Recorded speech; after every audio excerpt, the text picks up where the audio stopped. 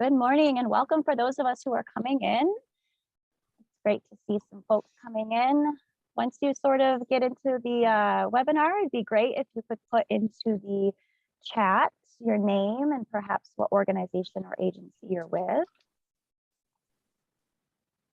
We're just going to give it a couple more minutes so everyone can get in.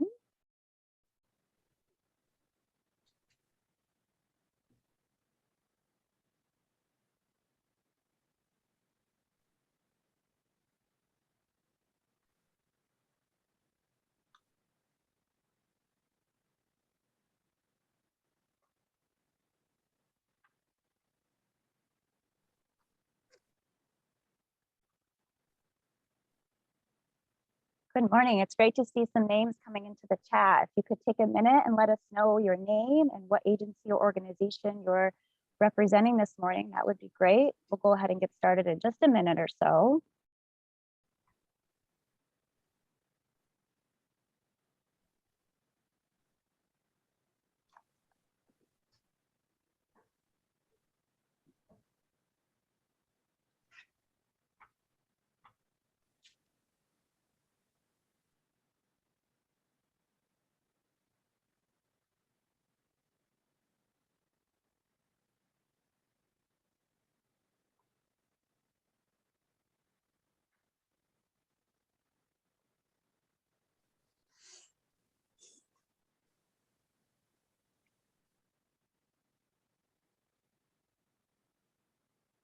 Okay, and just again, one more time, welcome. It's nice to see so many names, familiar names and some new folks this morning.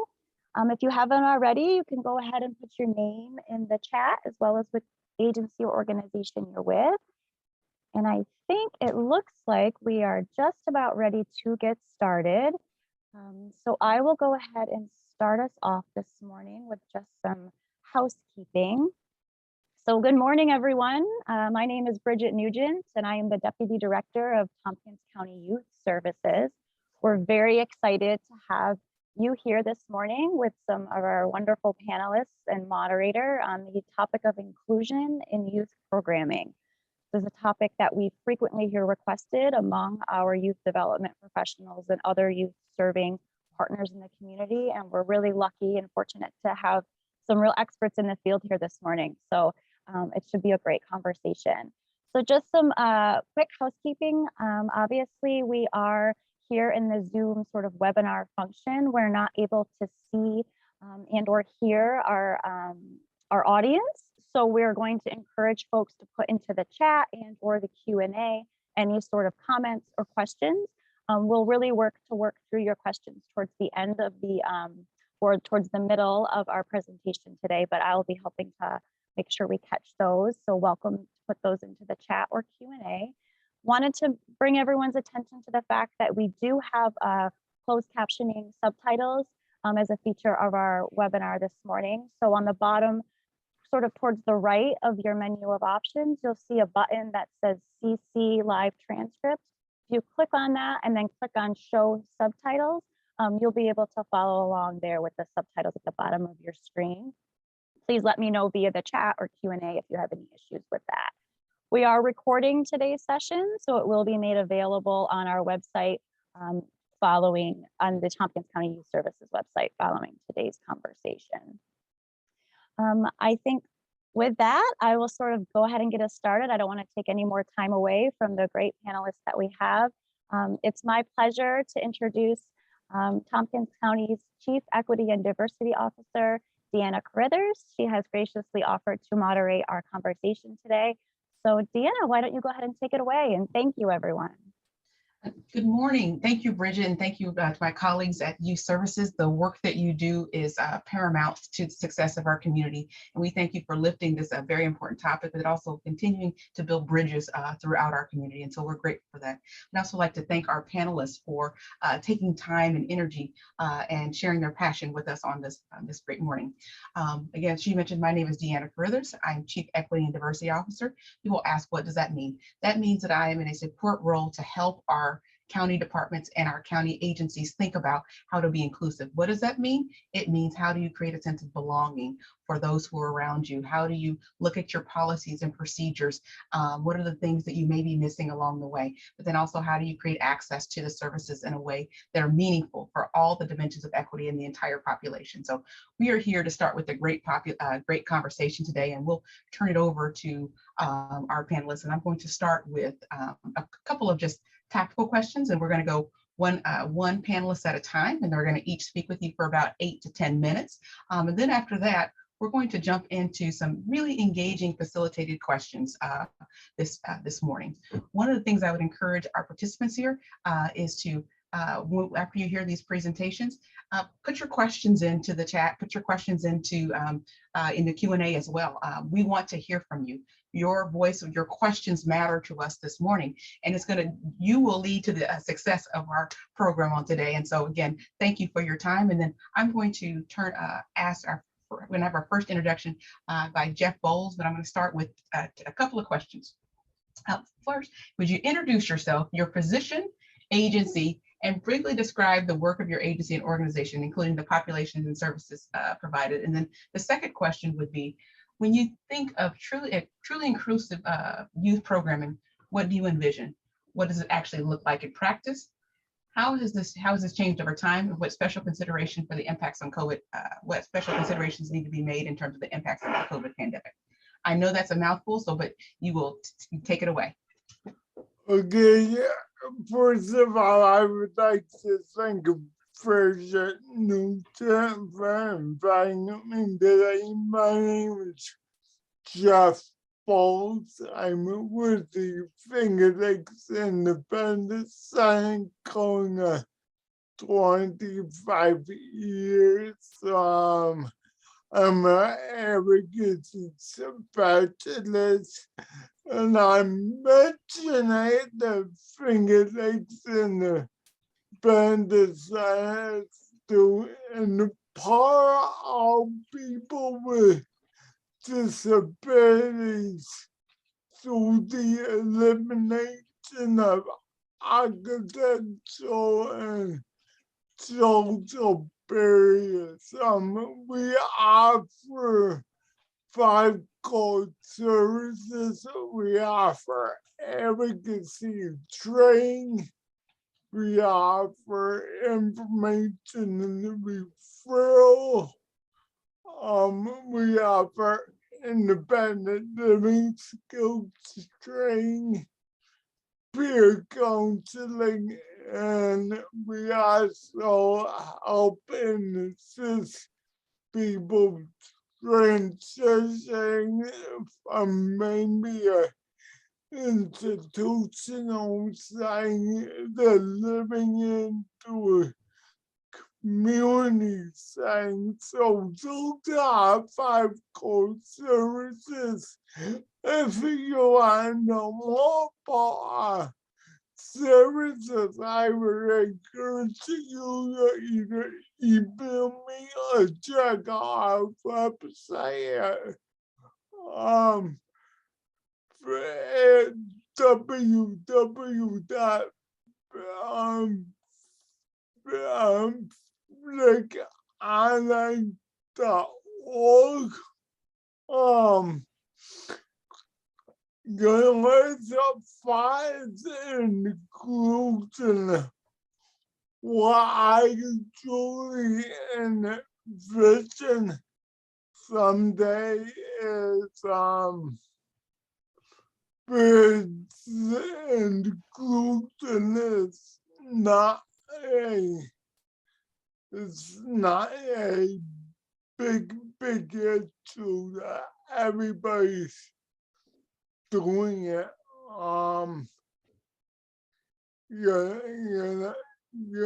Everybody's doing it. When I think of inclusion, and I was thinking about this yesterday in mental preparation. To me, inclusion is not really that difficult and hard. It's about playing for differences up front. It's not about hating people. It's about playing for differences up front. And it's about inclusion in the pandemic. I know it's I would just recommend it to people that they pay attention to the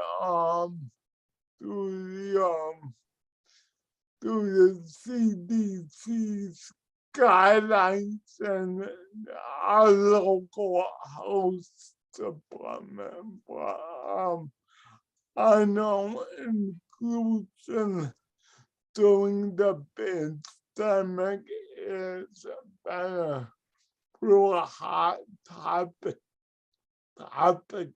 lately. Is that good?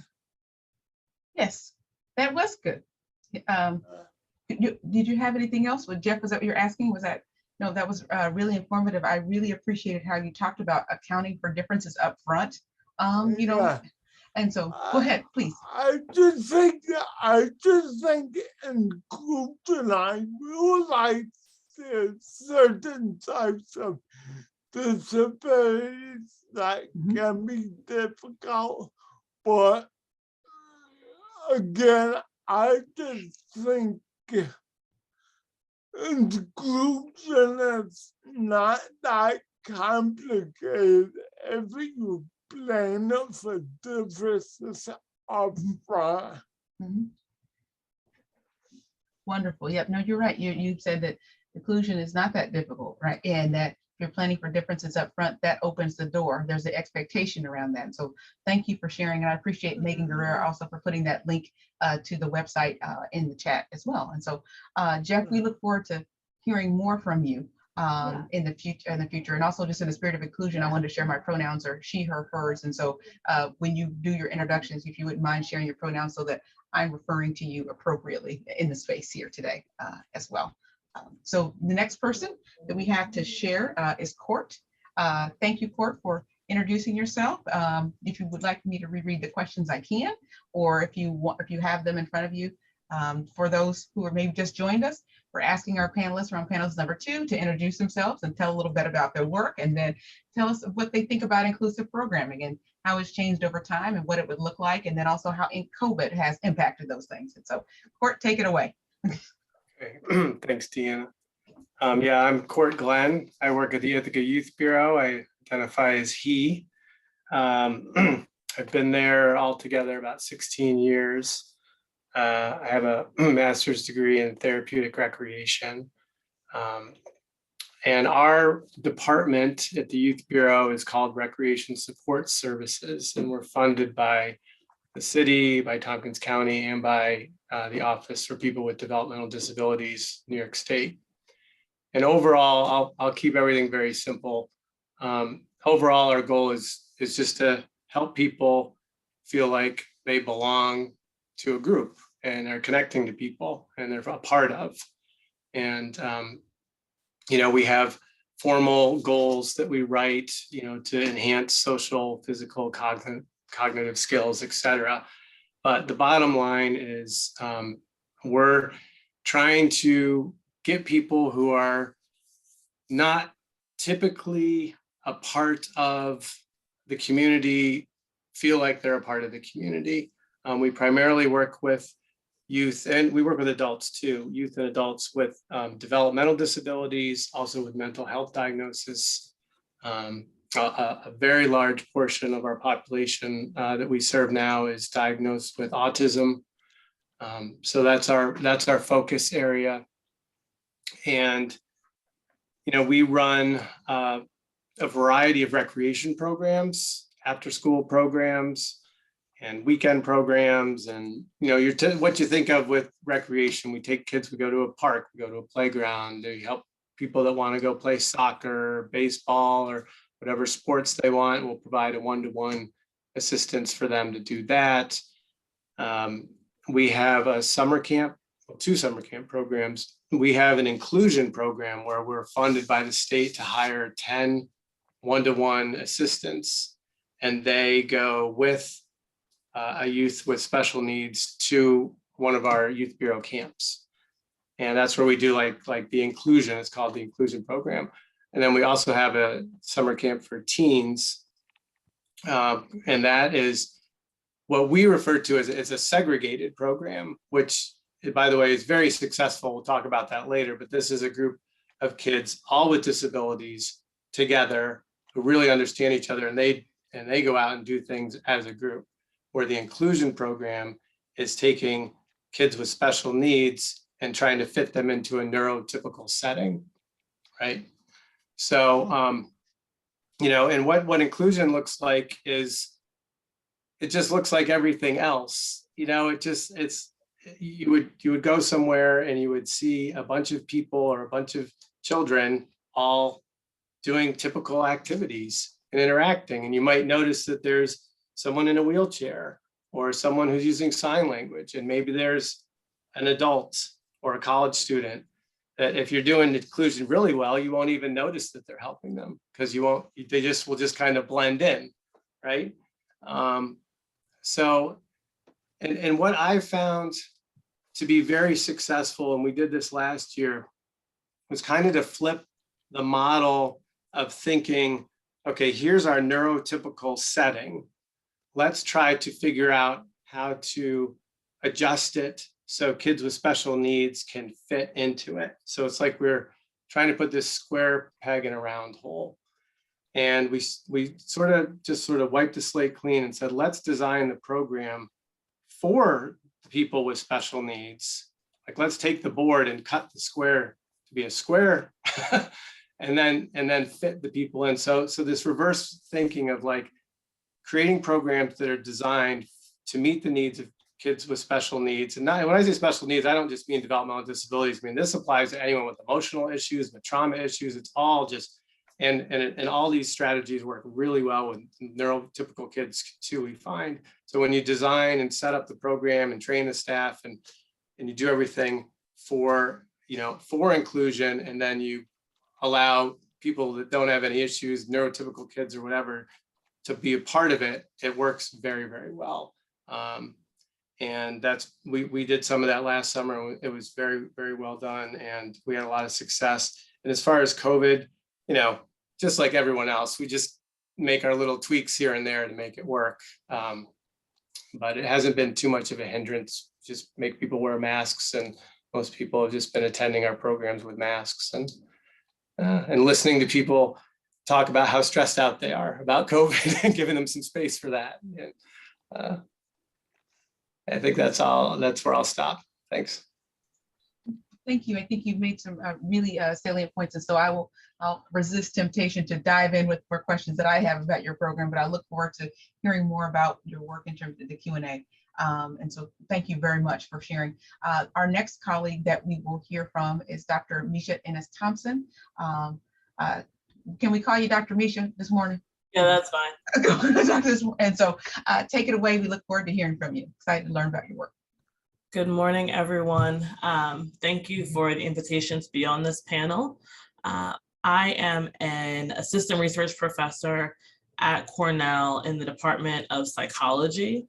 My research primarily focuses on Black girls, especially Black girls who are going from middle childhood, so about 12 years old, through adolescence, so about 18 years old. So what happens, what are Black girls' experiences as they go from 12 to 18 when it comes to their sense of identity, the extent to which they feel mentally healthy and well, the extent to which they feel prepared to engage in college and career prep or thinking about the future for themselves.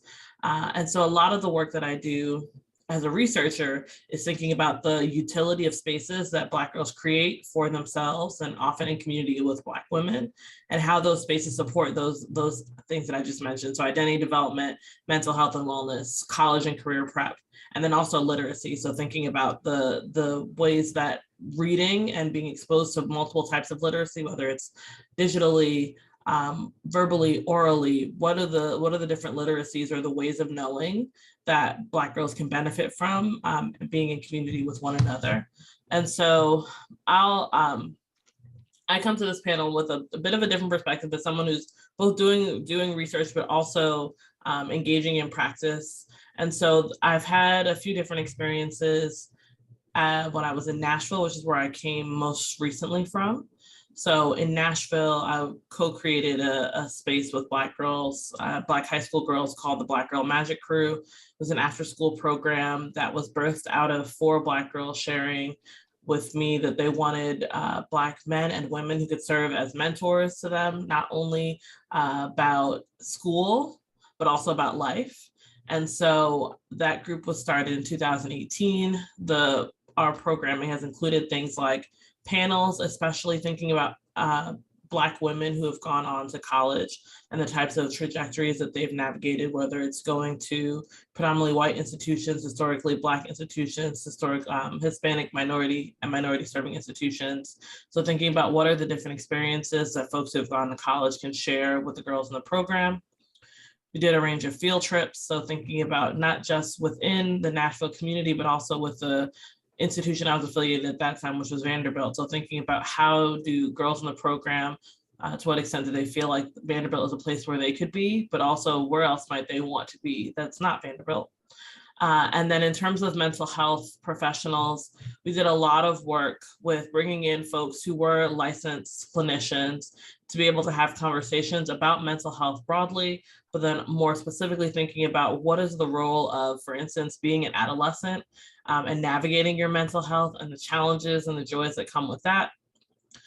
So I speak primarily from my background working with the Black Girl Magic Crew, but I'll name 2 since I've been in Ithaca for, I guess, since August. And since returning back to Ithaca, I was actually here about 6 years ago as an undergraduate. And so now I'm involved with Black Girl Alchemist, which is a program that is happening at Southside Community Center, led by Dr. Nia Nunn. And the work that Black Girl Alchemist does is very similar to Black Girl Magic Crew. So there's this focus on the literacy. So what are the different, for instance, we read books, lots of books together. We engage in conversations, and that has been a really special opportunity to think about, and this is middle school and high school girls. So that's been a special opportunity to think about what are the ways that Black girls create and transform spaces that they're in. And then to the second question about what does truly inclusive youth programming look like, I think from a practical sense, I think a lot about foregrounding youth voice, both in terms of co-creating norms and topics. So at the beginning of every year when I was working with the Black Girl Magic Crew, it started off with questions like, what do you need to feel safe in this space?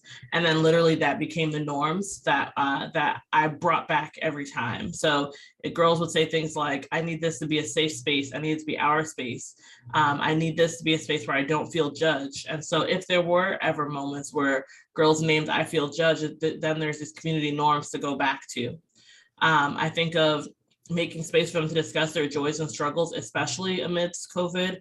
So we were in person literally up until the day before the Metro Nashville School District closed down due to COVID in 2020. And I think it was within about 2 weeks, we moved to Zoom. And so it was thinking about how do we be flexible, because a lot of the girls with whom we were working were also working to support their families at the time. And then I think the last thing I'll say is inclusion for me also looks like including the knowledge and experiences that Black girls bring and youth in general to the curricular planning process. So thinking about what are the things that they know, what are their experiences, and how do we incorporate their knowledge and experiences into the work that we're doing. So I look forward to talking more later. Thank you. Thank you.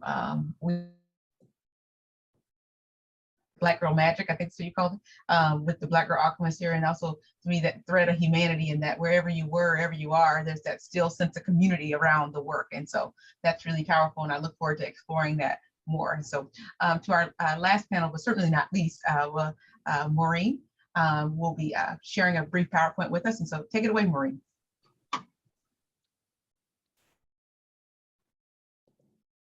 Thank you so much. My pronouns are listed, and I'm going to hurry through some of the slides just so I can give you some practical examples. And also, if you want any other examples, then please put it in the chat, in questions and answers, and I'll try and think up more. I've been at Racker for 17 years. And before that, I worked at Family and Children's Service of Ithaca for 10 years in a program that kind of bridged mental health and juvenile justice. I had moved up to New York for love. Before that, I'm originally from Philly, and I started my career after grad school in being a therapist and then running a partial hospitalization program. So at Racker, all our work is guided by our vision and mission, which is that people should be able to join the communities that they want to join, and they need to feel that they belong. We want them to have the opportunities to pursue those activities that lead to fulfilling lives. In 1998, Racker adopted the Circle of Courage. Probably a lot of you are familiar with the American Indian medicine wheel. We use this in working with staff and with participants, but also I think it can be used as we build inclusive communities. So I'm a board certified behavior analyst, and I have some graduate degrees, and one is professional behavior support. Our program Supporting Success is in 4 counties, including Tompkins. We work with folks aged 3 through adult. Anyone who is able to get services through the Office for People with Developmental Disabilities can participate if they have some behavioral challenges. And we see some significant behaviors. I've listed some of them that include, unsafe behaviors in the community, aggression, property destruction, elopement, meltdowns, self-injurious behavior. And we work in homes and in the communities. So first we get to know the participants and their families. We do some assessment. We really partner with them to create goals for what's meaningful to them. And then we help build strategies. And that's a lot of what we do. We reduce challenging behaviors by teaching skills. So it might be social skills, executive functioning, anger management, coping skills. One thing we also do is help people prepare for new experiences. So this time of year, we're helping folks who are graduating and moving on to something different, and also preparing people for camps. And we share our tools and strategies with everybody who is involved in the person's life. When the families give us the permission, then we're able to send and share, and we also go and visit and help with preparing the person.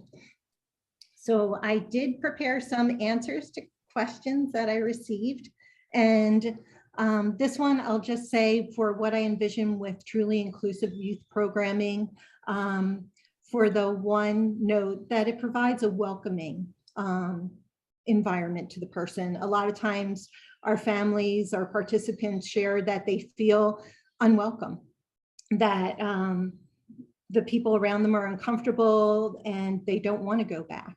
Also, I'd say including and empowering the stakeholders. I've learned from the autistic community, nothing about us without us. So when we say, what does inclusive youth programming look like? I just wanted to focus on my program. So for building skills, we always begin with what the person is interested in, their talents, their abilities. And so some basic things that may be taught just in our work in homes are waiting, sharing, accepting no, communicating needs, self-advocacy, flexibility, and all that kind of helps when they're out in the community. But like right now, I'm working with a young woman who was into D&D before the pandemic, and people moved away. She no longer has a Dungeons and Dragons group, and she's interested in starting one. And so we've been looking at, how do you do that? How do you find a space? How do you invite people? How are you a leader of a group? Also, I had talked about how we explore expectations, culture, rules, and jargon. I had helped a family whose son was interested in joining youth baseball, and it was going okay. Like, he understood batting order and going in and out of the field, but she got a call from the coach that all the other players were ready to kill him. And it was because he kept criticizing them and telling them what they were doing wrong. And when we approached him, he was shocked. And he's like, don't they want to be better players? Don't they want to know what they're not doing right? And so I used his love of the Yankees and kind of wrote some social stories about coaches coach and players play. And we used some famous players, and he got it. And it was really neat. He was able to participate for years. And when it reached the point of the Babe Ruth League, he wasn't that great a player, but he loved statistics. And so he was able to take a role that way. Right now I'm working with a boy who wants to go swimming. And the family's pretty isolated, but as we're preparing for that, one of the things that he had never thought of was that a lifeguard might be whistling for him. He got in trouble when he was on a school trip because he had no idea the lifeguard was trying to talk to him about something that he was doing that wasn't okay. And so we prepared for that. We teach general and specific skills to try and help them be successful. And we also work with providers. A lot of times we're called in after something happens, but we love to help with preparing. So we try and, give information. We identify gatekeepers, someone who's enthusiastic within that program. We educate, train so that they are conscious of the issues the person might be facing, that they're confident, that they have a better comfort level. And I've included in a list of places we've had the pleasure of working with. So places like, right now I'm working with Primitive Pursuits, I've worked with GIAC, Owego Boys and Girls Club, Johnson Art Museum, and we talk on a range of things, not just behavior, but sensory issues, autism, whatever they need to help people feel more comfortable. And this question we might be hit on later, so I won't worry about it. With the pandemic, we tried to reinvent our program because we were in homes. And so everything from leaving tools and games and things to occupy our participants on porches, to Zoom sessions when it would work for them, to text, phone, and also Racker started virtual activities. And what they found were people from different communities were able to become friends. And it was really neat where they now text each other and say, are you doing this? And the latest thing is that participants can design and present activities that they create. And I've included my email address in case anyone needs it. Thank you. Well, thank you. We really appreciate you sharing all, each of your stories of the work that you have. And so we look forward to a really rich discussion. So we're going to segue a little, just to a few questions here. We have 3. And then also, again, our participants who are out there, we look forward to you using the question and answer function and the chat as well to ask us anything. Ask really good questions. That's what I encourage you to do, is be bold today with your questioning, because the only thing we can say is we don't know, right? Which is still the answer, we don't know. But also challenge us all to be better, deeper, more inclusive thinkers as we do this work. So I'm going to throw out just a couple of questions. And so for our panelists today, it's popcorn. Anybody feel free to jump in when you feel like that the spirit moves you. I'll say that way. All right, so our first question is, how do you design a program that is inherently inclusive? What type of planning is needed for all youth to feel that they belong? I'd love to get us started. So in the work that I was doing with the Black Girl Magic crew in Nashville, I sort of mentioned a little bit about the backstory, and the story was that girls wanted to have mentors. And for me, as someone who was thinking about what might it look like to create this programming, I realized that I couldn't, to Maureen, to your point, like nothing about us without us. So I couldn't create a program for Black girls without including Black girls in the planning process and foregrounding their experience and expertise. And so part of the design of the program began with asking this very practical question. Why would you want to be in a space like this? So I sent out a flyer through the principal that said, I am thinking about co-creating a space for Black girls in this school. And the questions were, why would you want a space like this? And what would you want to do in a space like this? And so there were things that they shared, like, I want to be able to talk authentically. I want to be able to have conversations that are directly related to my lived experience. I want to be able to say whatever I want to say. I want to go on trips. So as you notice, what I shared before is that we were doing things that were directly aligned with what they shared in that initial planning, but also recognizing that that planning continues. So every at the beginning of every school year, we ask the questions of what do you need to feel safe in this space, and what do you want to talk about in this space. And then for myself and my other adult co-facilitators, the question then becomes what sort of questions might we consider using to guide the conversation, and also recognizing that even though there are adult facilitators in the space who are trained, who have done facilitation for a while, we also engage in the practice of teaching Black girl participants how to be facilitators in the space. So it goes down to using, there's a wonderful website. I'll see if I can find the link and put it in the chat. There's a website or an organization called Aorta, and Aorta talks about facilitation and what does it mean to facilitate, and how do you facilitate a conversation, especially if the conversation might be heated or emotionally intense. What does that look like? How do you help ease the flow of the conversation over time? And so I found it really important to have these conversations to recognize that though we are adults, there are also girls who can be the ones who facilitate, who can decide what are the questions we're going to ask on a given day, what are they will bring in, for instance, activities and podcasts that they were listening to and videos they were watching. So I think it has to incorporate youth voice in the planning, but also in the feedback. So I'm involved in a program now that I realized I didn't mention before, but a virtual program happening in Chicago. And one of the practices is that after, it's a 10-week program, and after every 3 weeks, an outside person actually engages the girls in a feedback session, and both about the content of the program, but also about the process of the program. So first, like, is the content that you're learning about here relevant? But also, what do you think about the facilitation? Do you feel like your voice is being heard?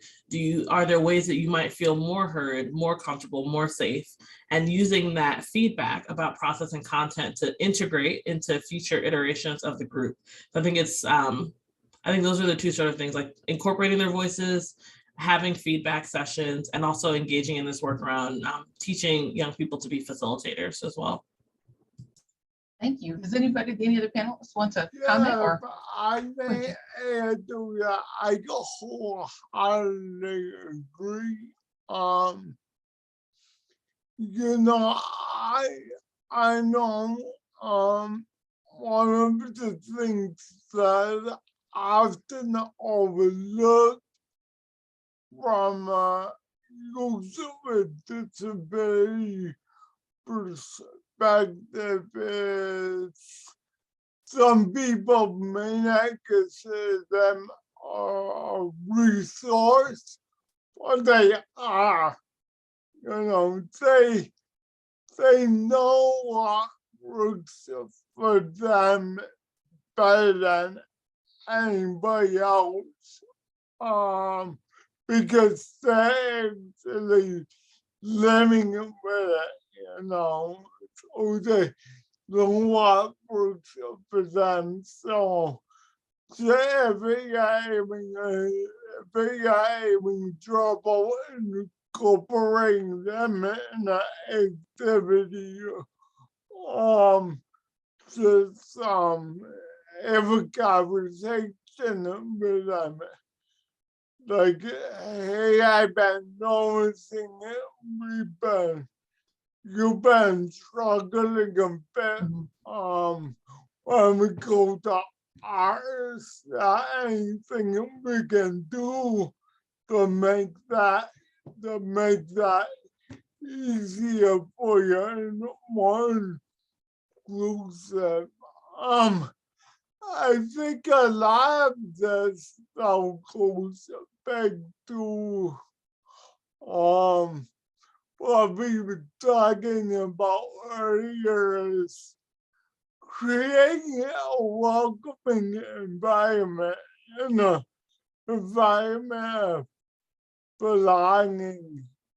You know, I know I know from my personal perspective that I went to the Racing Central School District and participated as a team manager in football, baseball, and basketball. Mhm.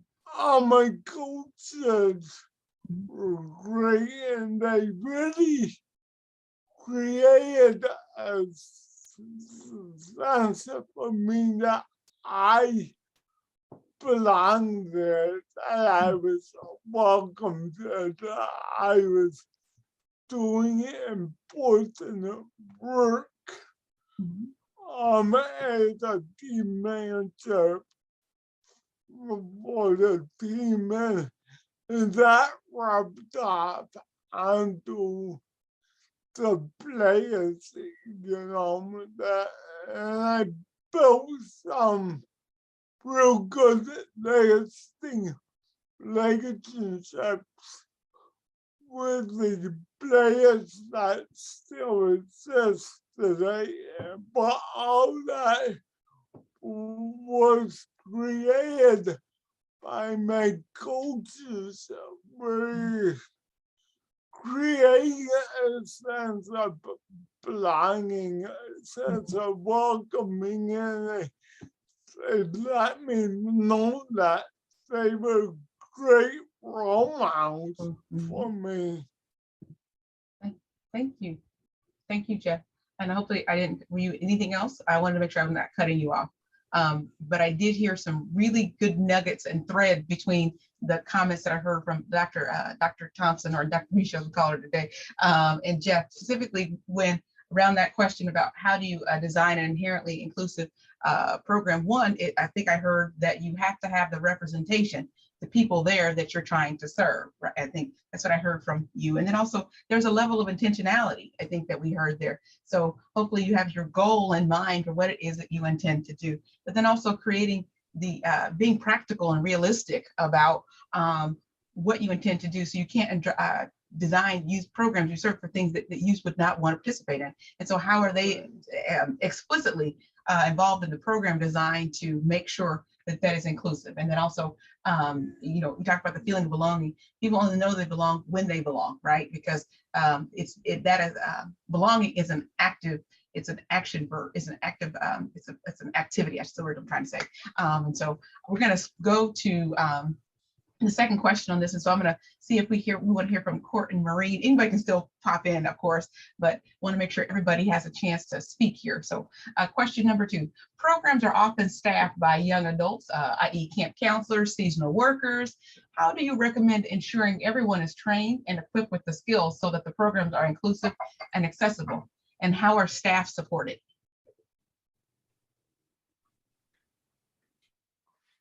I guess I'll go first. Sound good? Yeah, and I just real briefly, I just want to chime in to add to what Dr. Misha and Jeff said, which is, you know, for us, we really need to get to know not only the youth really well, but the families really well, and, you know, just spend time with them. Like that's one thing we need to slow down and take the time to, you know, the parents that are very nervous or uncomfortable, to take the time to answer their questions. And I found that switching from emails to phone calls has been much more successful when trying to make a connection to a parent. So some of them like to email, but just talking in person and then like finding out like, oh, I have kids the same age as your kids, and really just like, we're like all people and we're all really just trying to help, and like making that kind of connection, and then making the connection to the youth themselves. And our youth, some of them are nonverbal, and it takes time. You know, you have to sit down and give them a lot of room. You know, we have to give people space and not push them with an agenda too fast. Otherwise that can push them away, you know. And so learning how to read our own emotional awareness and read the children's emotional state, the parents, and just, you know, and that segues right into the training. You know, we have a lot of college students. We're lucky. We have a lot of OT, PT, and ST students that come, and they're great. You know, they're just, the high school students are great too, but the maturity level of college students is a little better, and they seem to be able to catch on to sort of the, you know, emotional awareness training and absorb all the little, you know, idiosyncrasies of all the youth and families. And, you know, and we'll just run down like lists, like, this is what you need to know about this kid.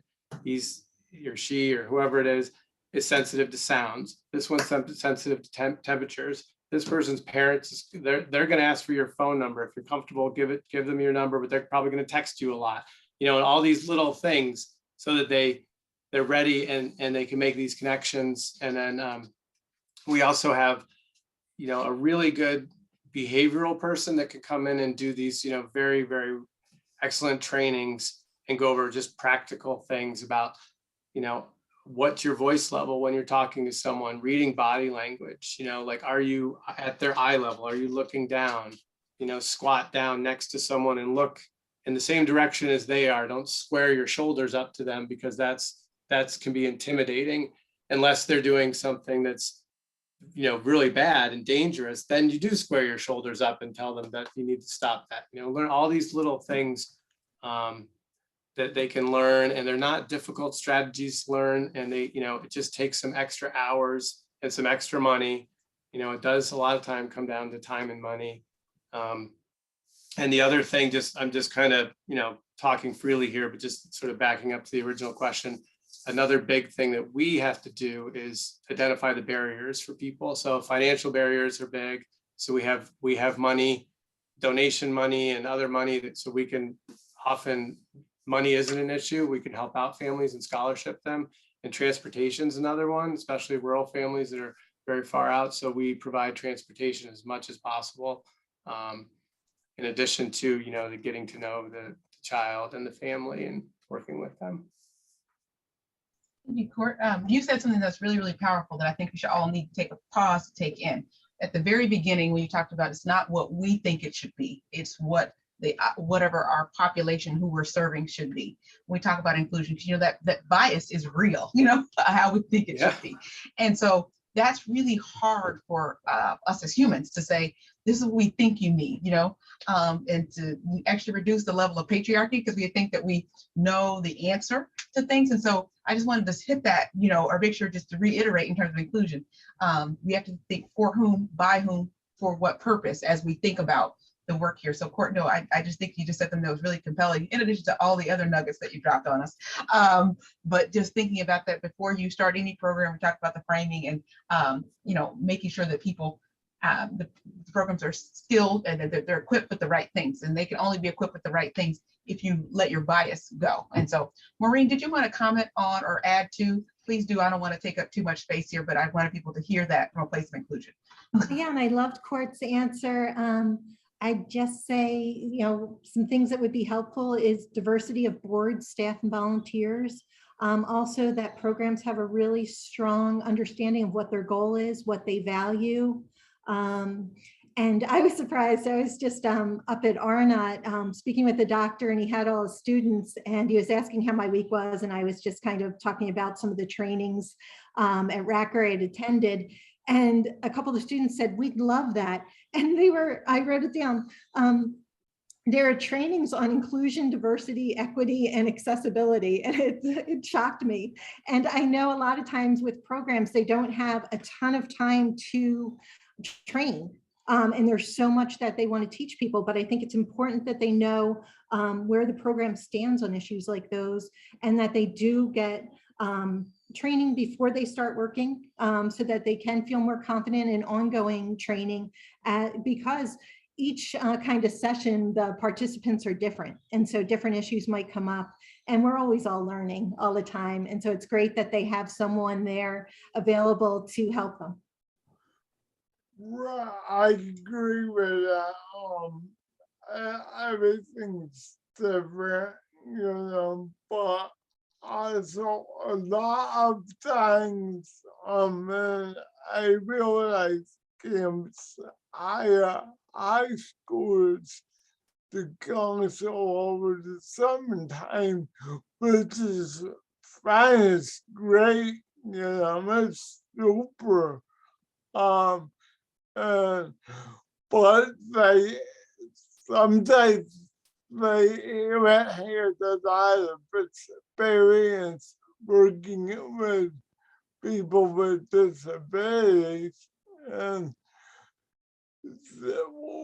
what can help is even a basic disability training, and that's what I do. And I can get more information to people about that. It's for years going on 25 years I've been doing basic disability awareness trainings to Tompkins County summer camps. So yeah, a lot of times, even the most basic disability awareness training can go a long ways. Absolutely. Thank you, Jeff, and thank you, Maureen. And I think Court mentioned that as well in the last response, talking about the importance of training in the work and making sure that people have the skills. And then as you take the next step, how do you go beyond the training to the experience and move those things to the next level? And so I think you guys are all made really important points. And so audience, this is your last chance. We have one more facilitated question. After that, we turn it over to you. And so get your really good questions ready. I am excited about this part because the next part after the last question, so we get to hear from you. We get to hear your questions. And so please don't be shy, ask us anything, and we look forward to answering. So the last question, and then I'll probably start with you, Dr. Misha, on this last question. Please share some best practices for how to address behavioral concerns in a program setting. Yeah. So it's been really great to be a listening ear for the last question. And this question about behavioral concerns has been one that I think a lot about as someone who does research focused on Black girls, especially in disparate, inequitable school discipline. So thinking about, for instance, the ways that students, especially Black girls, is who I work with primarily, so I'll focus on them. The ways that their behaviors and what are called attitudes often are read are in ways that are often very subjective. And so I think a lot about so to be clear, I haven't had any behavioral concerns. There haven't been any times where I have felt like the girls were acting in ways that put anyone in harm's way, that disrupted whatever the flow was, because whatever feelings they are feeling is there a space for that in the work. And so I think for me, I think often about if there were to be behavioral concerns, what else might be going on?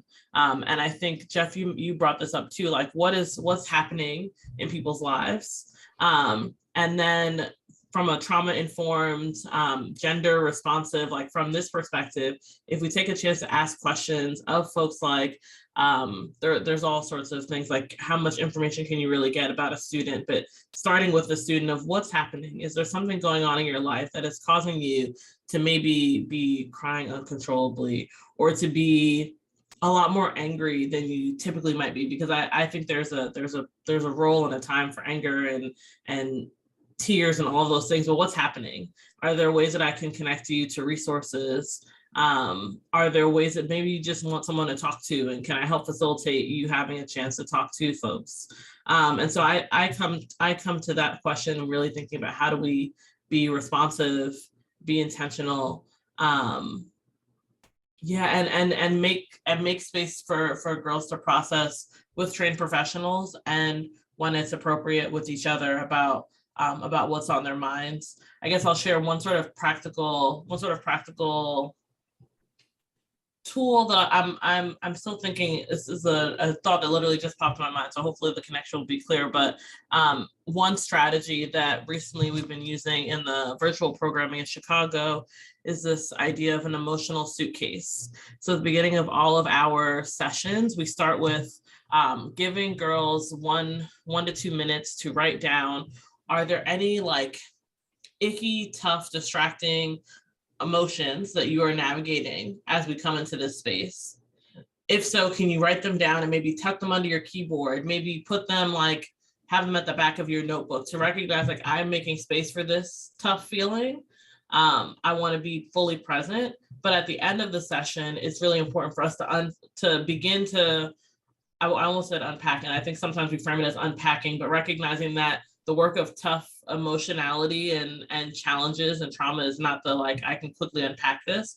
So rather the questions of like, why is this a feeling or emotion that I wanted to pack away before this session? What are the resources that I need access to after this session to be able to adequately deal with what I'm feeling? And then would it be helpful for me to share what I'm feeling with the larger group, with the adults who are co-facilitating in that space?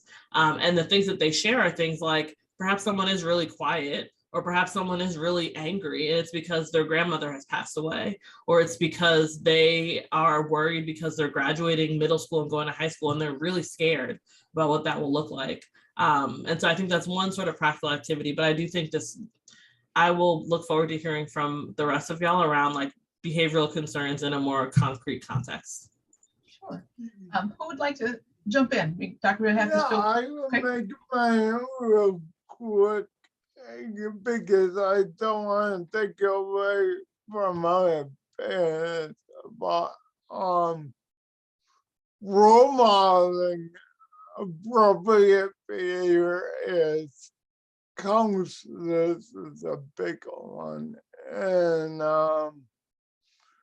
you know, just saying clear, simple expectations, you know, talking about them. And one of the things I suggest, and I do it as a coach too, is I have no more than 5 basic rules, because if you get too many rules, you know, the chances of I find the chances of misbehavior increase, you know. And the last thing about the rules is frame them in a positive way,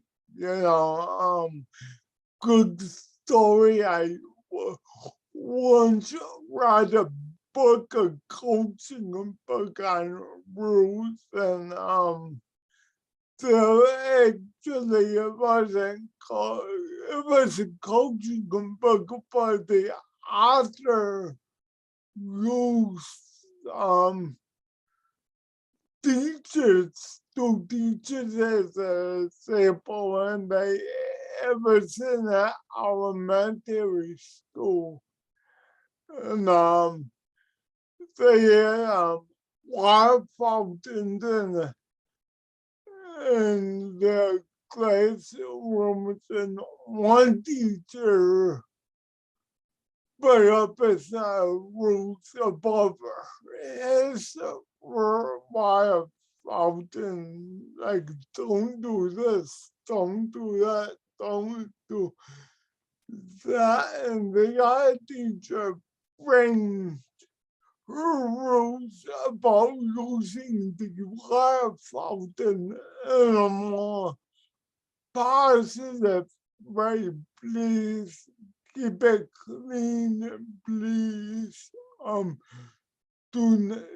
Please avoid spaying, you know. And what wound up happening was the teacher that framed the rules in a kind of a negative way, his wife fountain as a comment and all these different things.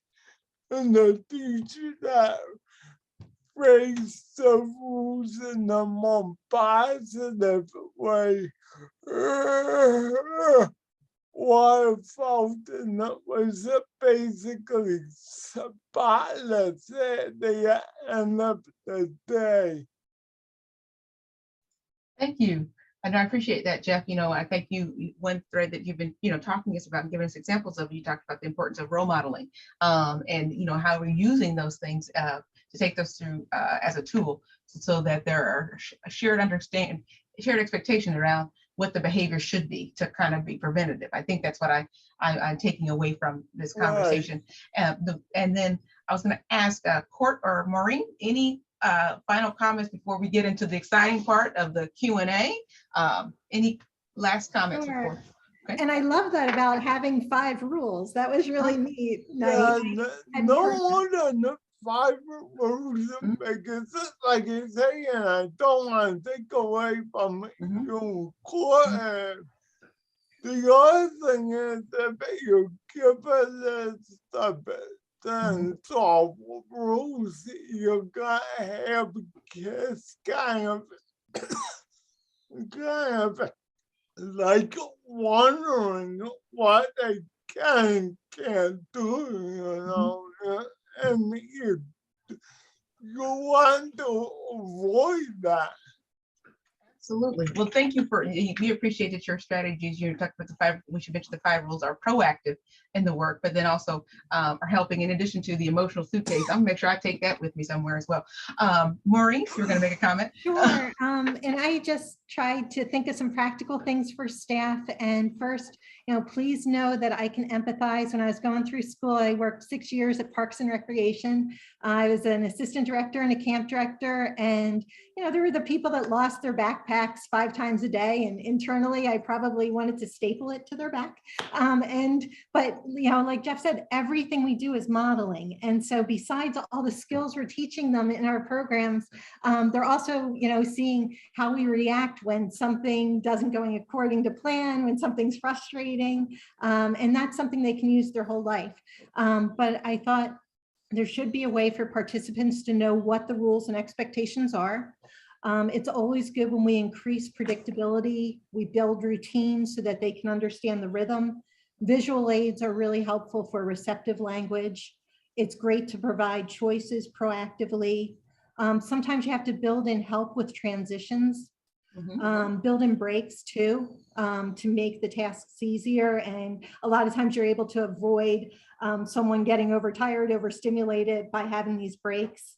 It's good to have an identified space that participants can go to calm, to meet sensory needs. That's not a timeout area. It's a place that they choose to go that's available to everybody. It's good to investigate what is the person communicating with their behavior. Behavior's communication. When somebody's in crisis, it's not the time to process what's going on. That comes later. Right now, we're just trying to make sure the person's safe and to help them calm. After the situation, if everybody is safe, then it's great to give them opportunities to try again. Repetition is how people learn. And just, I know, we all strive to respond, not react. And so that we're praising in public. And if we need to talk to somebody, it's better if we do it a little privately. Absolutely. Well, thank you for those tools and resources. We talked about the emotional suitcase. We talked about role modeling, not having more than 5 rules at a time. We also talked about building in transitions, right? And pauses and breaks for those things. We also talked about, making sure that, that we ask the questions, what's underlying the behavior. I think that's a nugget for all adults on here as well, in addition, as we look at youth services. And so we hope you take those things to heart. And so we're going to transition, I believe, to our question and answer using the chat as well. And I believe my colleague here, Bridget Nugent, will be facilitating or raising those questions in the space. One more good thing about rules is, I'm a coach too, so I do a lot of reading on this stuff too. And if you can give, whomever has to play it or whoever, a saying and what the rules should be and agree upon, they're a lot more likely to be followed.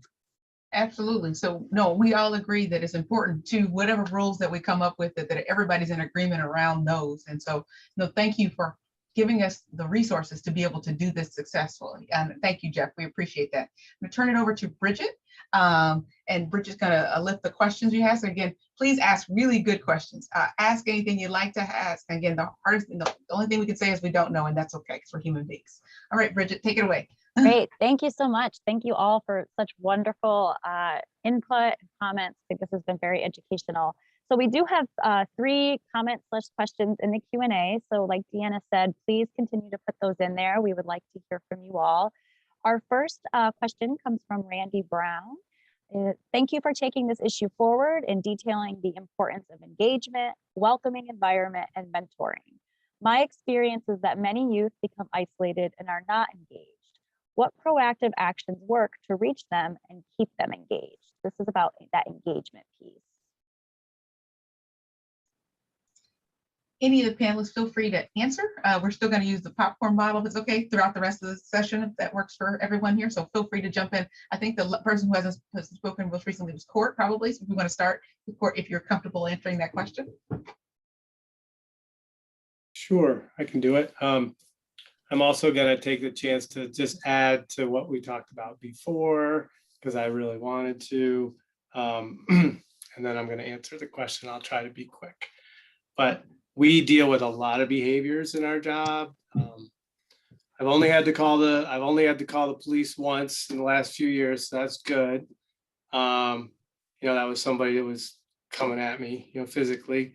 But we've had kids throwing rocks at cars. We've had kids having emotional outbursts. We've had all, and then just, your more manageable behaviors. And I just wanted to add what everyone said was great, but it's really good just to talk to the staff and be like, life is messy. People are messy. Like you can lower your expectations and just roll with things, we can make expectations clear. This is what we're trying to create a safe, healthy space.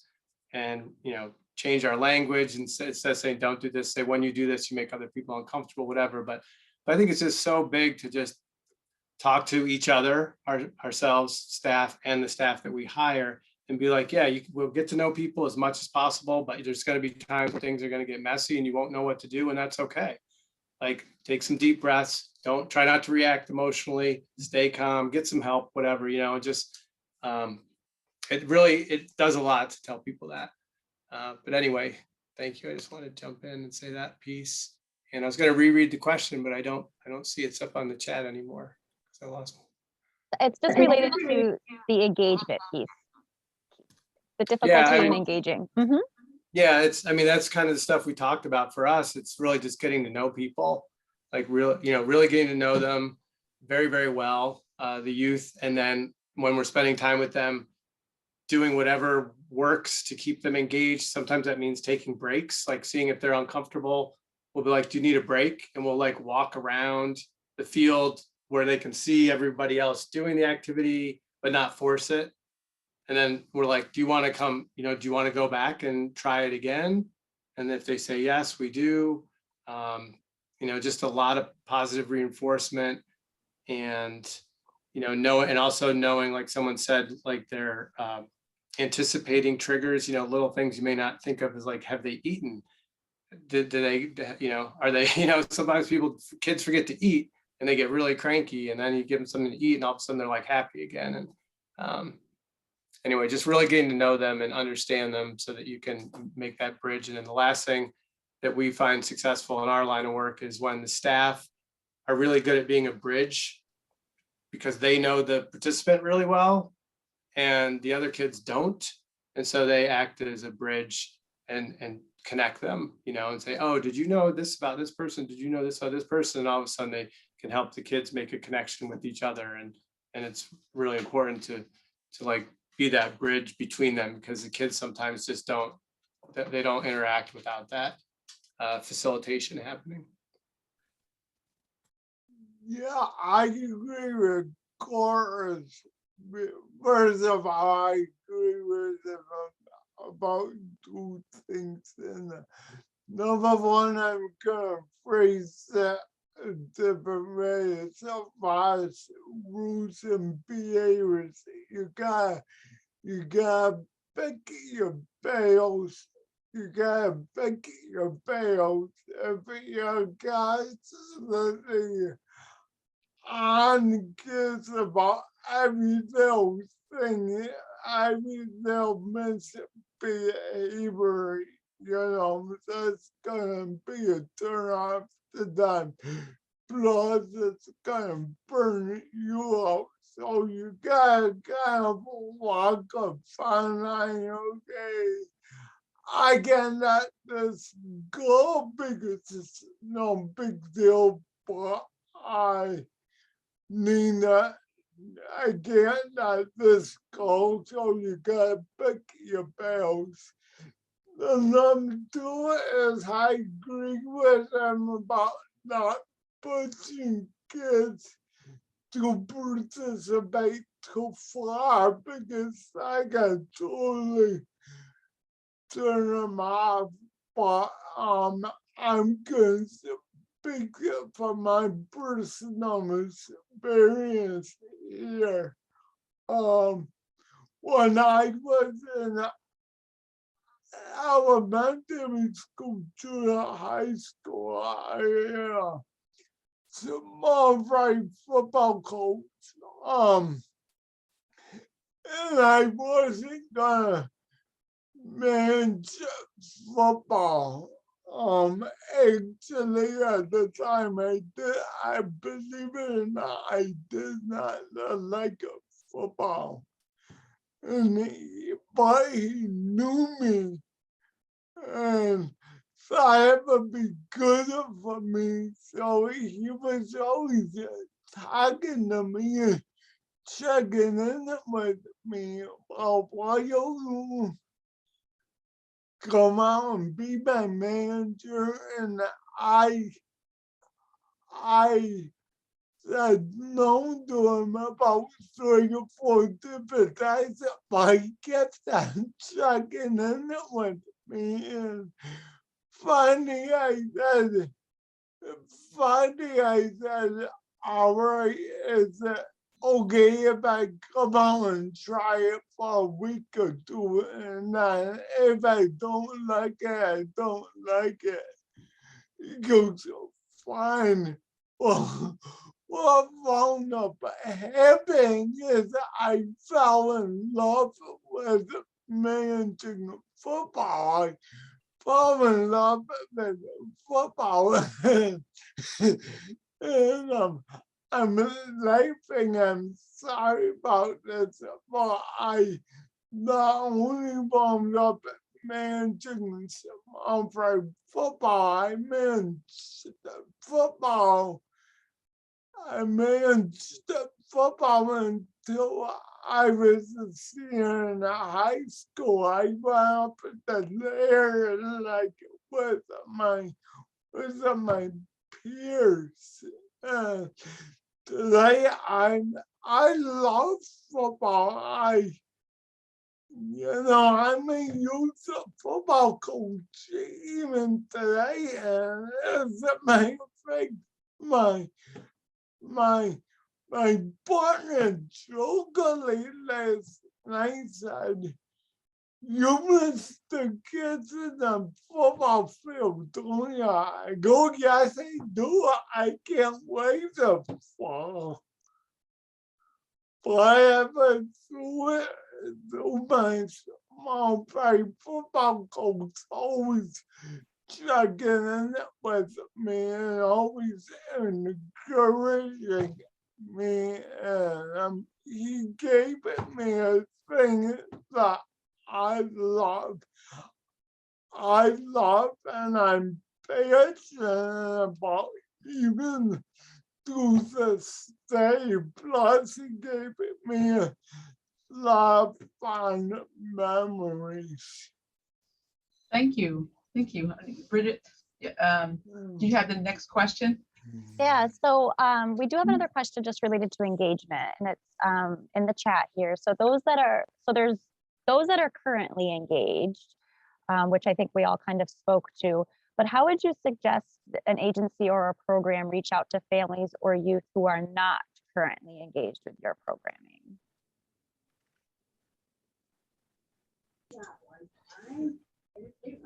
Maureen or Dr. Misha, would you like to jump in?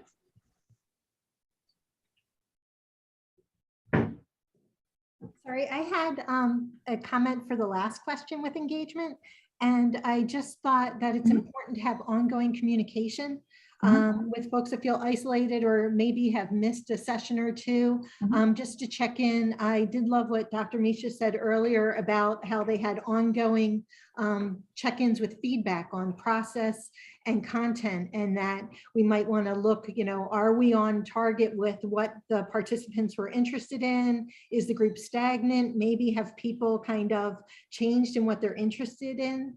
And so that kind of ongoing communication can kind of help people feel, keep engaged. With ours, it is hard. I work with rural families. Not everybody has consistent internet. And so it's almost like you have to try different methods to reach families.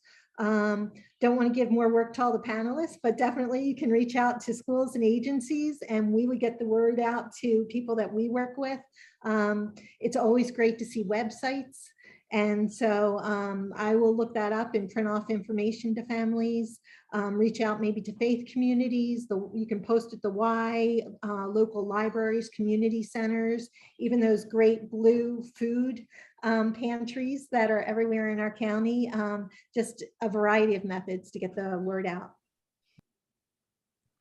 I can add, this is a tough question for me because the spaces I've been in have been, the Black Girl Magic Crew was specific to a high school. And so I sent flyers and as the group, I sent flyers to the principal who distributed them to students. And as the group got larger, the girls would bring their friends and their friends would tell each other's friends. And so it was a very sort of localized context. One thing I think about with like my researcher hat on for a second, one thing I think folks are beginning to do more when they have access to like the knowledge and Court, to your point, money, because time and money take a lot of the driving forces, but using things like social media, there are ways that if you have like a Facebook page or an Instagram, or I don't know a lot about TikTok, but if you have any of those sort of things, there are ways that you can do what's called geofencing and have advertisements that actually go like as someone is scrolling through Facebook, which I don't know how much young people are using Facebook. So maybe it's Instagram. So as people are on Instagram, maybe looking through other people's stories, your page could be one that they might come across. And then if you have a page that links them to more information, it might be a way. Often young people who feel isolated might have social media as a community. So how do you tap in to the spaces that they're already accessing? Because I think, to your point, Maureen, about things like faith communities and the Y and places like that, when I think about recruiting, it's a lot harder because young people are not traversing the same spaces that we're traditionally used to. So how do we catch up to the ways that they spread information, the types of information that they want to receive, and how? It's just a thought that I have. I think I'm going to jump in as a facilitator, just with one nugget here that to address a part of Kate's question, as you all have, is in terms of suggestions for families or youth who are currently not engaged. I think it's an understanding within population, wherever you serve, there's only going to be certain levels of engagement. Some parts of our population, by them showing up or just being present even a little bit, is the most that they're going to be able to do because they're at their bandwidth and capacity. Those who are there, also there are some who are really, really gung-ho. And they're usually only, a few of those folks as well. In the middle is that sweet spot where you're usually trying to capture, where you're talking about how do you get them to be more engaged. And then I think that's where you look at your services and what you're providing, why you're providing it. Going back to, I think, our very first question about programming and intentionality, being inclusive in the design with families that are not engaged, because it could be because the type of programming or the type of things that you ask them to do could be, during their favorite TV program, it could be they don't want to go out. It could be that's not something that they're interested in doing. It could be something about the quality of the program that could be triggering to them. So just a number of factors that, could be underlying some of those things. And so I think that's one of those things where you'd have to be really close with the population, whoever you're serving, just to jump in terms of things. And I think that also goes with adults as well, as we think about some of these things. So that's just my 2 cents related to some of these things as to why when it's difficult to engage adults. Because I've received feedback in the work as Chief Equity and Diversity Officer, especially working with our most challenging population in terms of youth. There's lots of layers of distrust that you have to unwrap, before you can get to do anything. And having those conversations on the front end are usually helpful and meaningful to get things moved forward. And so, Bridget, back to you with questions. Great, thank you. So one question that we have in the Q&A is, what tactics do you feel work best for communities that struggle with the idea of inclusion, perhaps calling it political and not wanting politics in youth programming?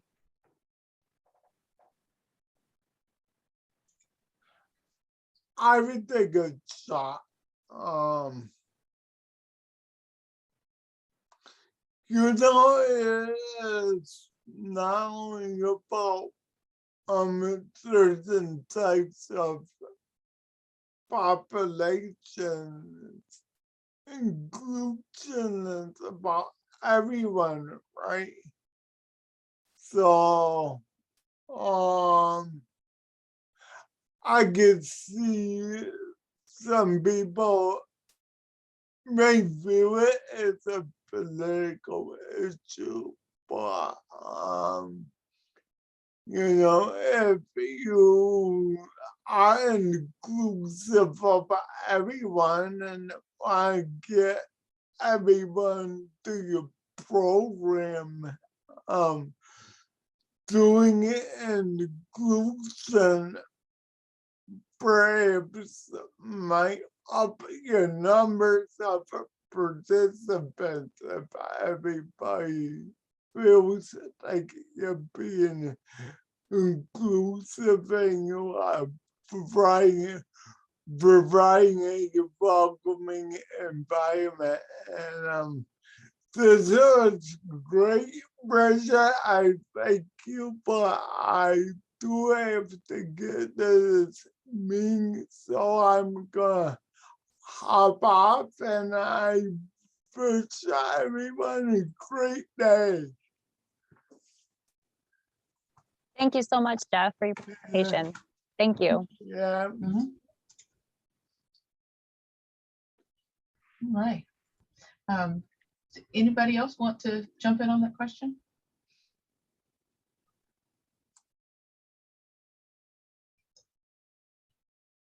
And it's okay if you don't.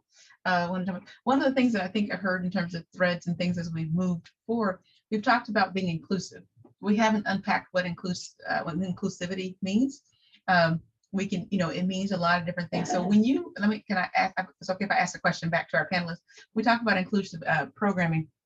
What does that mean? Because we talked about belonging, but what does that mean to belong? And so in terms of, sometimes behavioral concerns come as a result of not feeling like they belong, and various things pop up. How, when you talk about what does inclusion and belonging mean in youth programming? How do you achieve that? Because ultimately, if you do that, you can achieve engagement.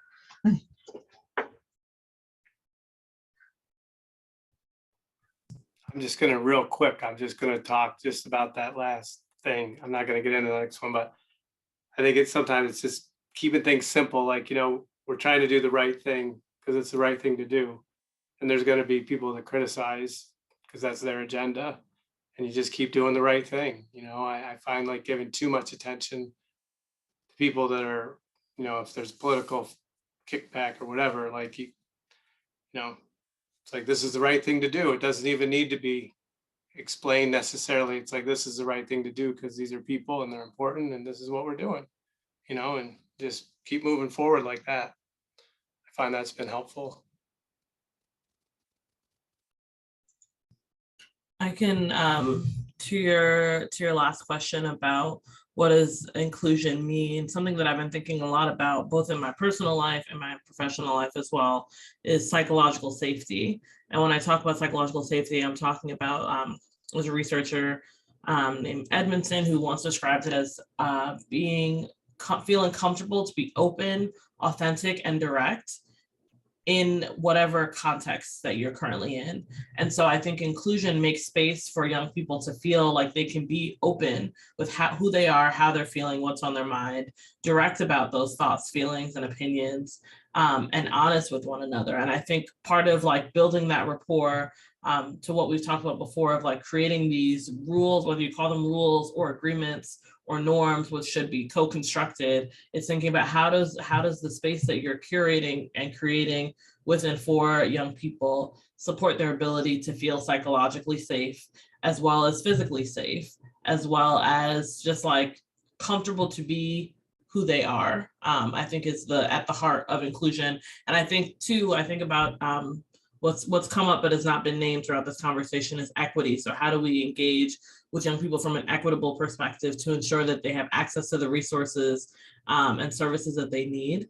And so I think equity and inclusion must be hand in hand, and those look like considering the structural barriers, considering the histories and legacies of oppression that young people experience and that marginalized folks experience. And how do you make space to acknowledge that and talk through that in the spaces that you're in with young people?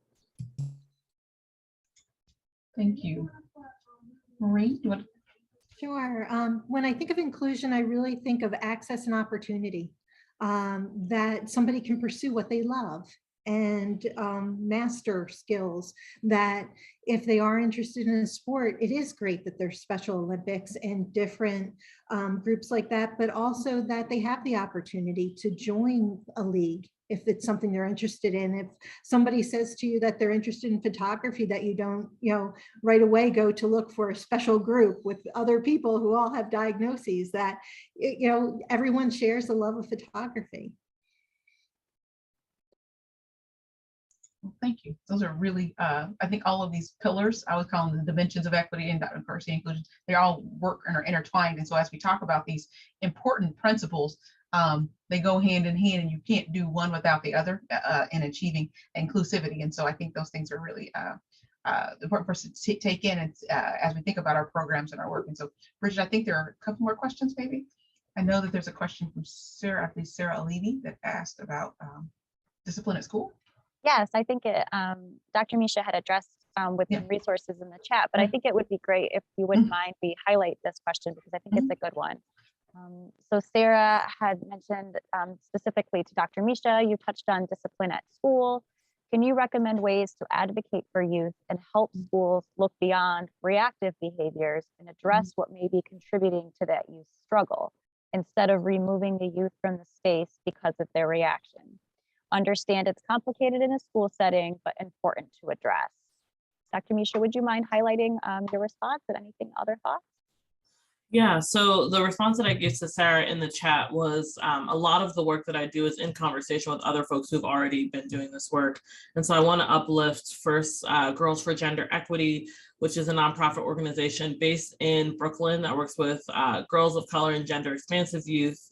And to the point that one of the sort of like main points that I've been naming throughout this conversation is they work with young people to understand their lived experiences. And so they've created a report in I believe it's 2017, The Schools Girls Deserve, where it's actually from the voices of young people that they derived policy and practice recommendations. And since I have it up, maybe I'll try to highlight some of the things that they shared. Let's see.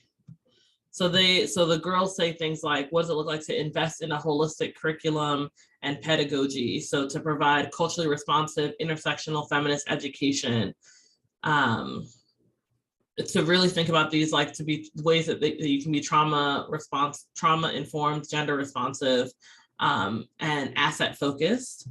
But I think to go back to the question about ways to advocate for youth, I think part of what I've been recognizing more and more as someone who has access to the ears of people who make decisions about young people's lives in schools is that whenever I have access to those people and those ears, that I'm bringing in the voices and perspectives of the girls with whom I'm working.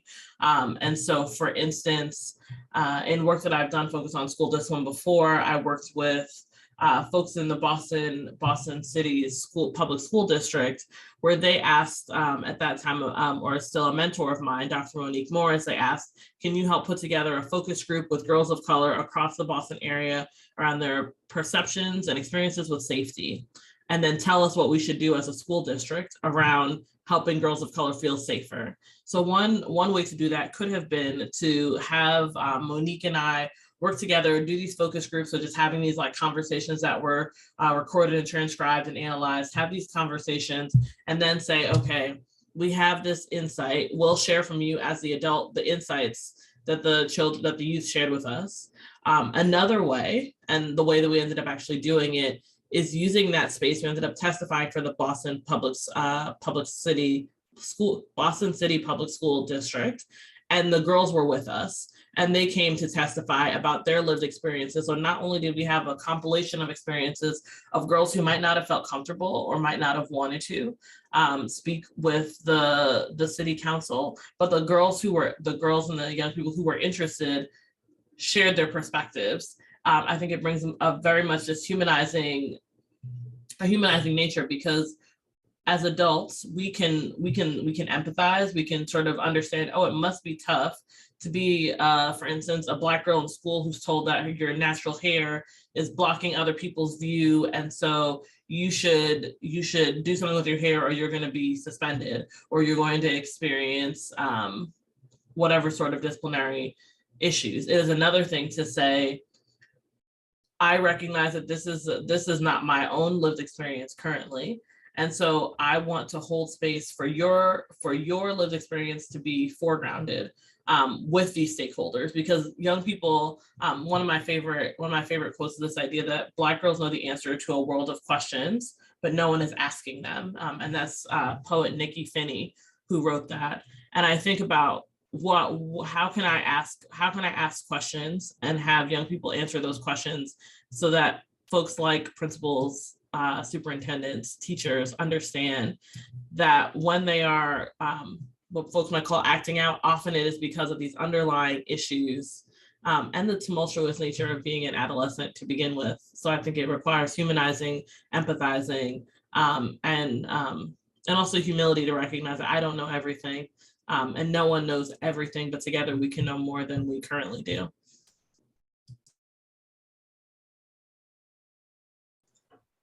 Great answer. Anybody else want to add any information or comment? Well, not. So my experience is with parents who can't afford a lawyer. We have a lot of kids with IEPs, and either the IEP is not being followed or the person is disciplined and it appears to be related to their disability. And I think it's a real need in our county that there aren't educational advocacy programs for people who can't get a lawyer. I have gone to some school meetings for families that are in our program, but also I'd say for anybody in OPWDD, that their care manager is supposed to be helping with that. For people who are familiar with OPWDD, the last few years, caseloads have kind of just exploded. And so a lot of times these people don't have the help of them. And I have seen people pulling their kids out and trying to homeschool. You know, one parent that I'm working with has 2 special needs sons, and she's trying to homeschool both. So it's an area where help is needed. There is a place called the Family Resource Network, and I know that they give trainings periodically on what your rights are legally if your child has an IEP, and they can help with advocacy that way. Thank you. And so you discussed very, very, very complex, situations that what I take from all of this is that it requires a nuanced and very, very focused approach and understanding the situation for each one of these things as they come up, and making sure that you are providing the right remedy for whatever it is. And so, and all of these things are situational. And I think I think all those are really, really important to make sure that we are curating or providing a very, very specific response for all of these different things. I think we have one more question left. Thank you, Bridget. Sure. Yeah, so I think you've all, touched on this, but I think just getting to that authentic youth voice piece, which has kind of come up over and over again. If you haven't sort of mentioned it already, are there real specific tips or tools that you would use or suggest to get that authentic youth voice, or to make it easier when you're designing your programs?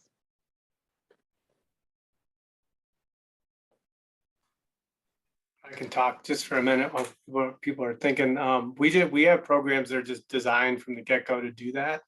Like we have a group from Cornell of, I always mispronounce it. It's spelled camaraderie. So it's either camaraderie or camaraderie, but I don't know how it's supposed to be pronounced. But it's a Cornell volunteer group of students. One person very knowledgeable about photography, and we get youth together like 6 to 8 weeks, and then they put on an art show at the end, and it's all about like they match up like either one to one, or sometimes because there's so many students, it's 2 students to 1 youth, and then they like get to know them and then teach them how to like use photography to tell their story. And that's just like a neat little program that happens. And then there's an art show, and it's pretty cool stuff. And then just in general, like what we've been talking about, like we do it a lot. I think the staff is such a liaison between everything. You get good staff and that know how to get to know people. They're just like emotionally intelligent, mature people. And then they just naturally, it just kind of happens organically. They like in little instances, like, well, why don't you tell that person how you feel?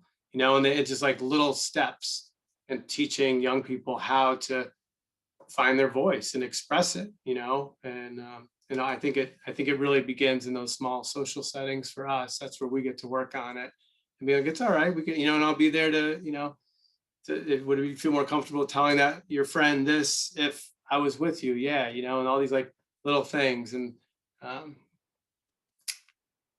stop because I don't want to take up too much time. All right.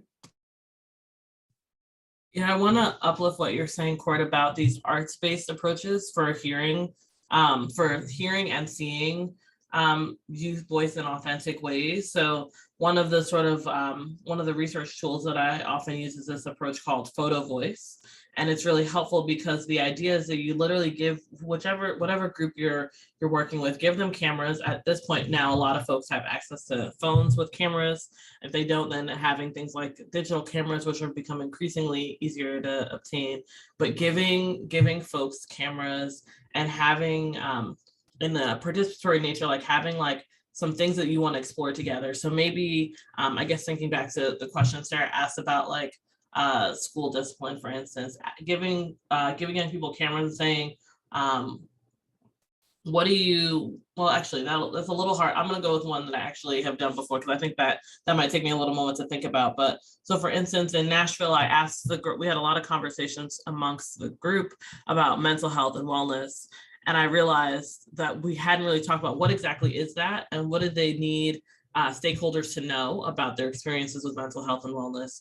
And so that then became a great opportunity to use this approach called photo voice, where with cameras, both before and during the pandemic, they took photos of what being mentally well looked like for them. And then once we saw, like they had photos like candles or them meditating or them with their friends. So we got to see like these are the things that contribute to your wellness. But then also we got to read what are the ways that you are describing this very photo. Like I could interpret like, oh, well, this person's meditating, it helps them because that's a great practice. But then they can tell me, the reason why I took this photo is because I've recently been learning a lot about Eastern practices, and I wanted to engage in this practice so that I could feel better. And so it's the matching of like the photos that young people are taking, along with the descriptions of why they're taking those photos and how those photos can help us as stakeholders improve their everyday lives.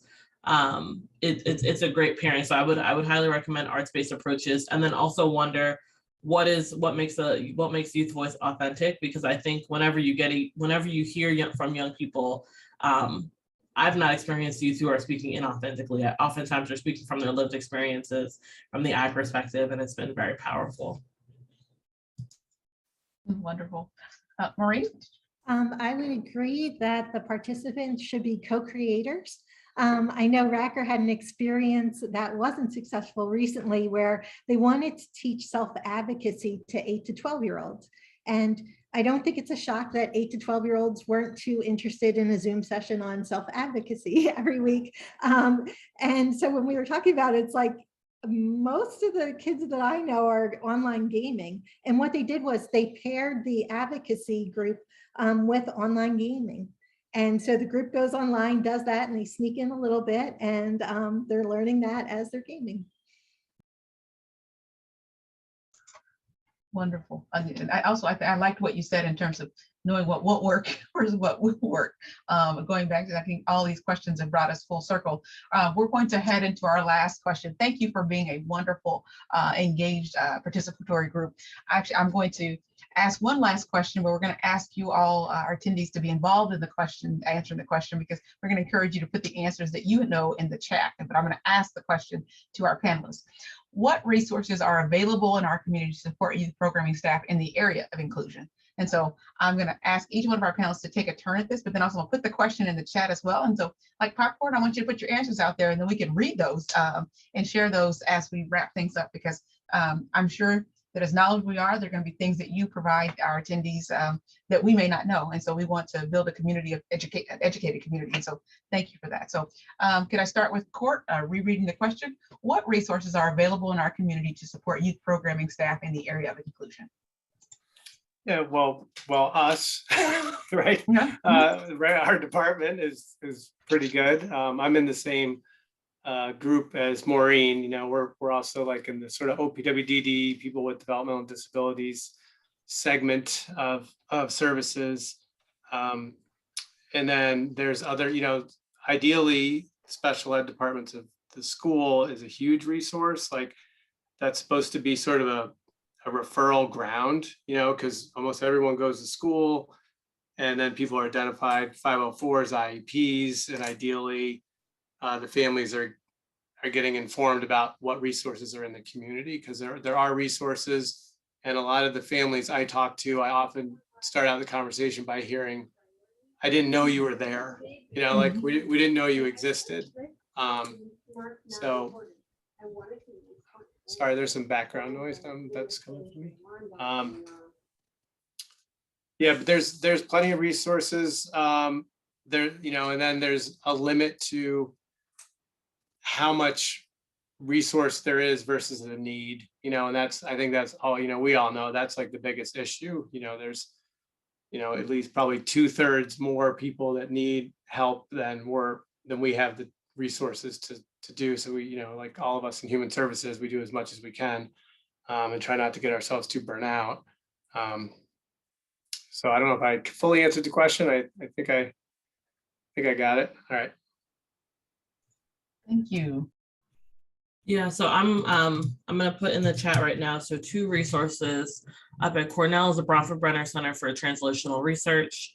They're a great resource because they bring together lots of youth development programming folks to have conversations similar to today. I wanted to highlight that they have a youth development research update that's happening June 1st and 2nd. It's a free virtual conference where they're asking questions they're focusing on the ecology of youth learning with questions like, what are the challenges that youth face in educational settings? How can we create enabling spaces for young people to pursue their passions and take ownership of their education? And what do we know about how young people understand learning that can inform programming with young people?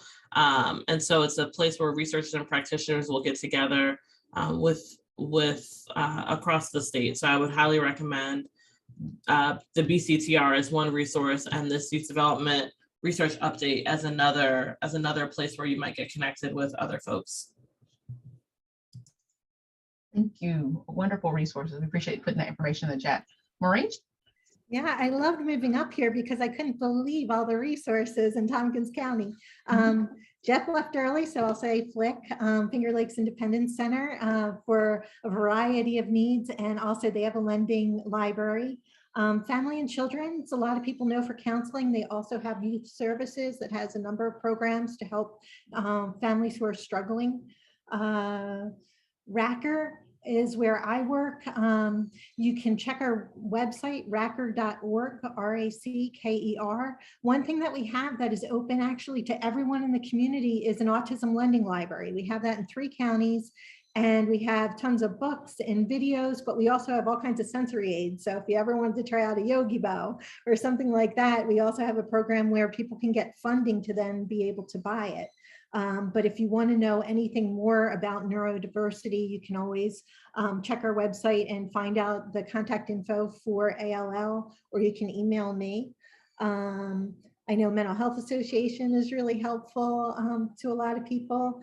And I think I'll stop with that. Well, no, you guys provided a wealth of resources, and so thank you for all of those things. I'm going to ask my colleague, Bridget, will this video be made available online or be shareable on the county YouTube channel? Yeah, so we'll definitely have a copy of the recording linked on our website, and it will likely link to the YouTube channel. We'll also compile the list of links that were shared in the chat, as well as the resources that were mentioned, and we can send out to everyone afterwards in either a Word document or in an email. Yeah, so we'll be sure to follow up after this. Thank you. And so we're going to give you some time back. You've asked, first of all, as we wrap up, thank you to our panelists today. Thank you. I know Jeff is not here, but Jeff, thank you for telling us about the 5-person role modeling, all of the key nuggets that you shared with us. Thank you for Maureen for sharing your PowerPoint. And, that was really, it was a really nice visual to help communicate and translate a lot of the information. Thank you, Court, for sharing your lived experience and also talking about keeping it simple because people just want to be included. Dr. Misha, we appreciate you bringing the academic element, bringing research and theory to practice in terms of the work, and also sharing the work of Black Girl Magic. And Bridget here, thank you as well, and Rob for putting this all together. And to our attendees, thank you for your time, energy, and caring about this work. To use the cliche, the youth are our future, the future of tomorrow, and they literally are. And so in terms of inclusion, I think Court made asked a compelling question when he made the compelling statement of people say they didn't know that they were there. That really is what people are calling for. They want to be seen, they want to be heard, they want to be recognized, they want to belong. They want to be a part of our community in a meaningful and impactful way. And the information shared today will hopefully take you to that place. I ask you to commit to one thing, one different practice, one unique thing that you can do from today for something that you've taken from today. And also I ask you to reach out to our panelists on your day. I'm sharing your information. I'm sure they don't, hopefully they won't mind. Do one thing. Don't just let this be a training or something that you went to and then you're going to put it on the shelf. Make a difference. If we're talking about true inclusion, we're talking about a place of integrity, a place of honesty, and a place where you are to be reachable. And so we thank you for your time today, but also do the work and make a difference. Thank you for coming today. Thank you all for attending, and thank you, Deanna, for your wonderful moderation. Thank you all. Take care.